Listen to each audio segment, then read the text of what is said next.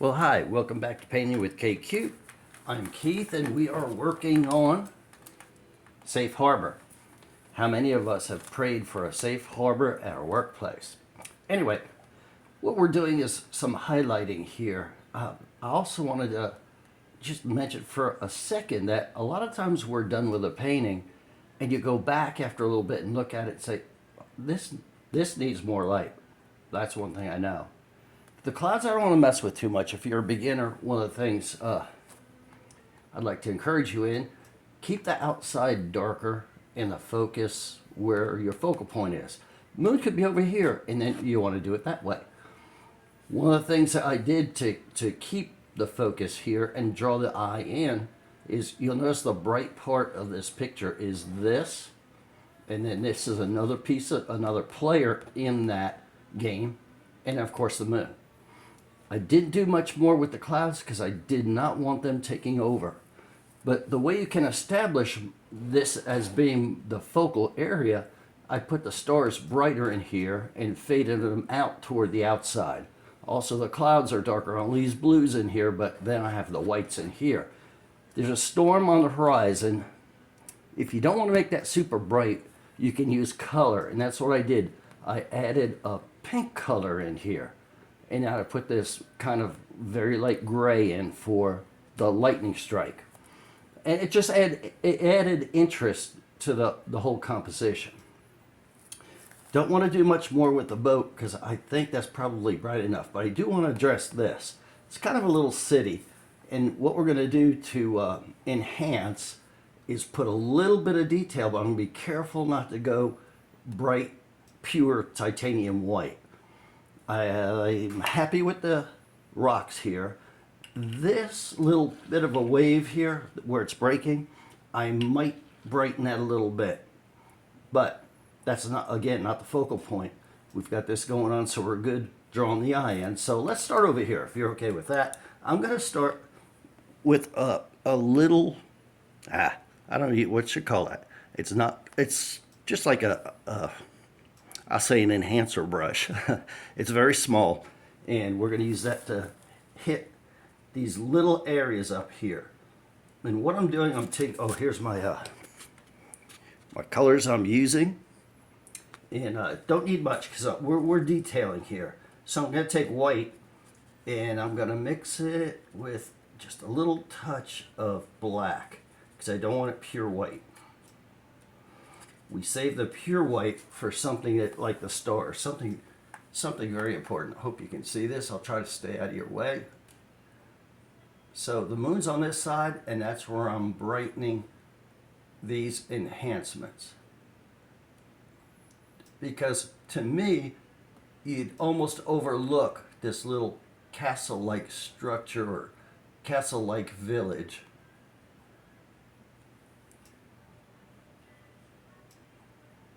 So, and again, I was saying that we don't want tons of color in there because it's not a focal point, but I do want people to notice it a little bit. So I'm going to add water to my very light gray just to keep it coming off the brush. And I really enjoy taking my time doing these things. It's a little bright. There, it's better. When you do that, a lot of times it'll give you some, a little bit of texture in what you're detailing. Just hit it with your finger. And then if you're not happy, hit it again.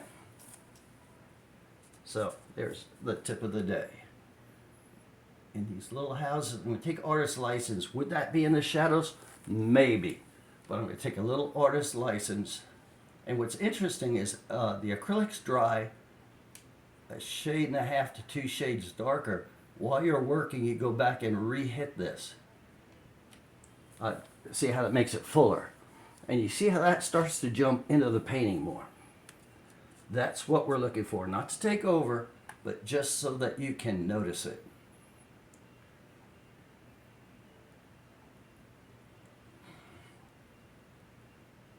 Do you like that?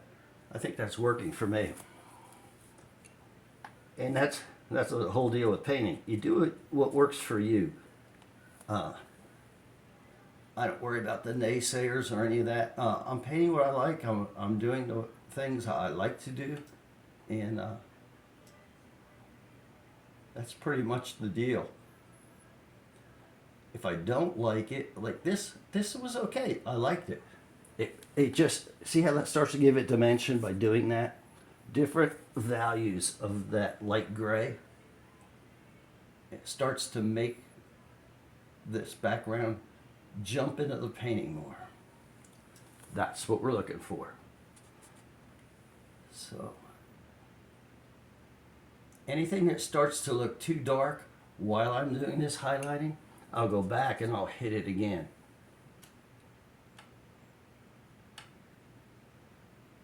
Now, if this was oil, I've done quite a bit of oil painting too. I wouldn't have to worry so much with it because oils stay a lot truer to their color. Occasionally, I've had to go back and work with them. Now, I'll tell you this, for these lines that are not as, I don't want them as prevalent, I'm adding a little more water to my mix and a little more of the black, just a touch. That way, they're not out of proportion with the whole painting. And this is still the focal point, but this is now more visible than when we started. And that is exactly what we were looking for.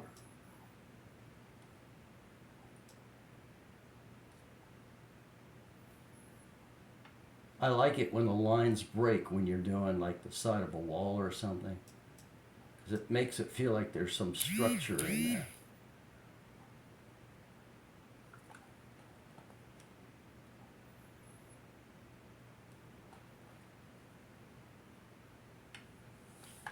Do you like that? I think it's working for me. The further back we go, the less paint I'll have on my little brush here.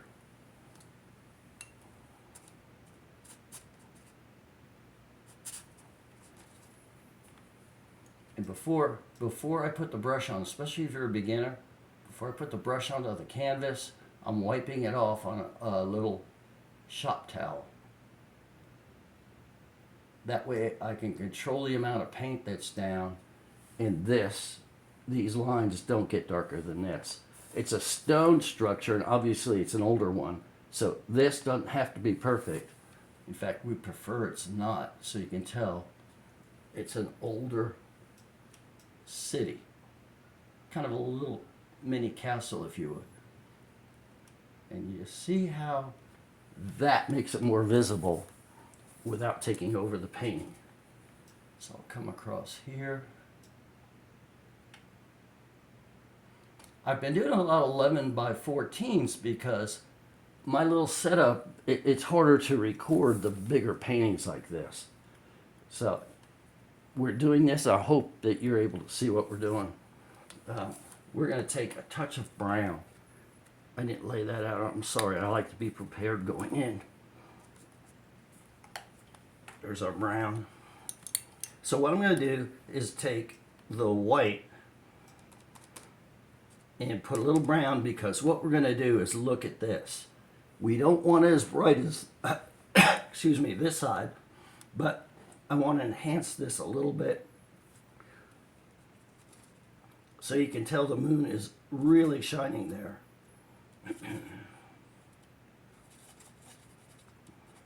My allergies are touching me a minute.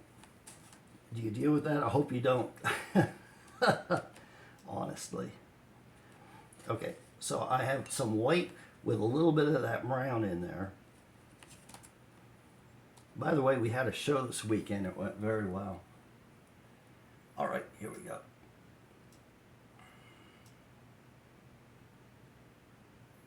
Now this is rock. So what I'm doing, I'm trying to keep the rock structure.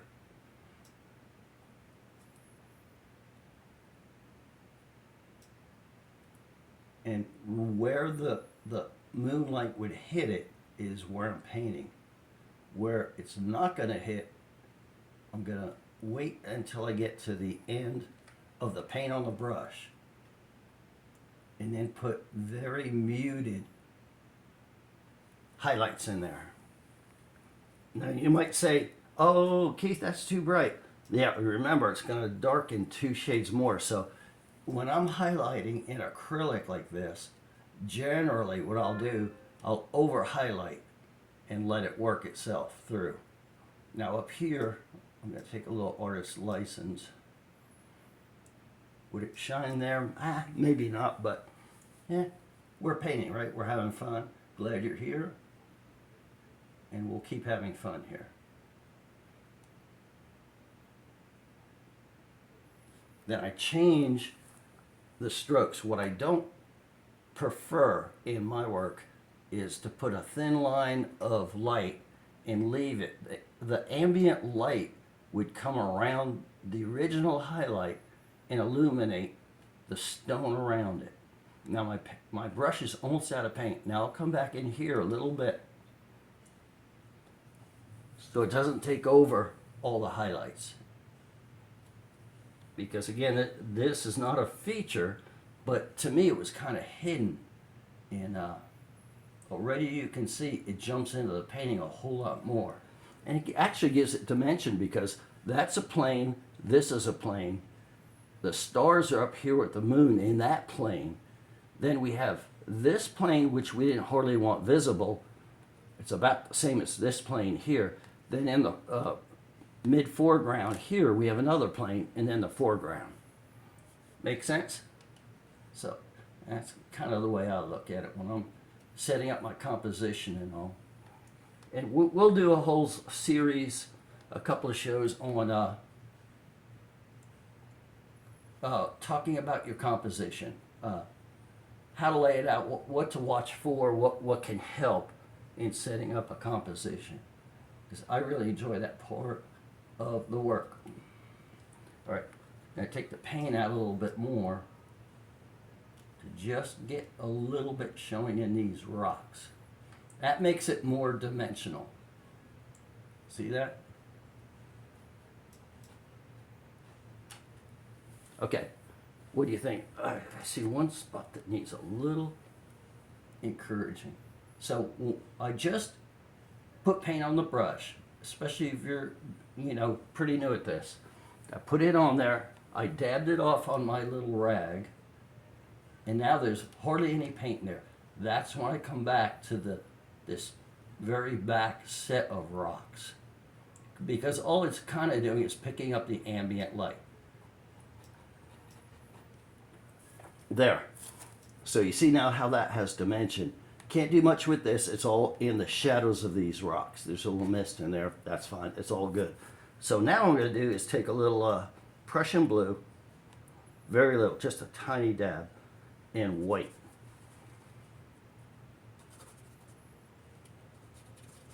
And I'm going after this. We said we wanted to fix that up a little bit. So I'm going to show you something you're going to think is crazy. If you have trouble being able to hit that spot, you can do this. I mean, whatever makes it work for you to grab hold of that, you can do this. And I've done that with trees and that kind of thing. Being right-handed, a lot of times we don't get an ample showing on the left-handed side of our work. So I just adjusted that for that reason. All right, so now we're putting some white in here with Prussian blue. And you see how that makes that stand out a little bit more. That's what we're looking for. We don't want to take over, and we want it to look like water.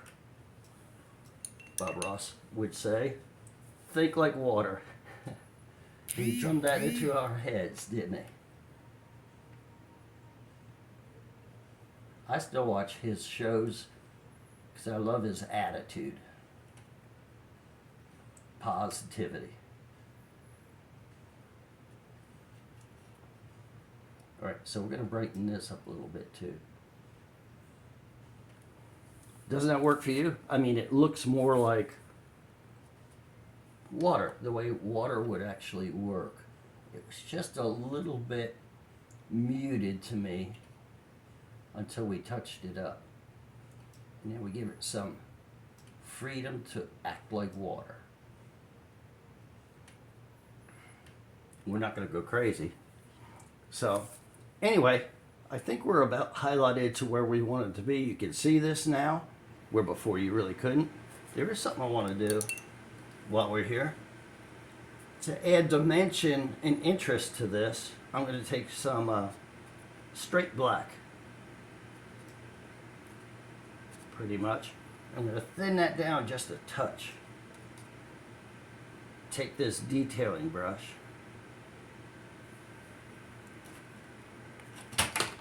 And what we're going to do is put a little line under this piece of structure here. You see how that is different than this one? Those are the kinds of things I enjoy doing that makes my work a bit more detailed than some. It may not be Michael Smith, but hey, you know what? It's mine, so I have fun with it. I know you do too. So relaxing, isn't it? So we're going to enhance this one. We'll put one right here. On top of that. On top of that. I think we're about where we want to be. So anyway, it's been great having you here on Painting with KQ. As always, I hope you have an incredible day, and I'll see you next time. We're going to work on a limited palette winter scene with black, blue, and white only. So you got to pay attention to the values. Anyway, thanks. It's been great being with you, and have an incredible day.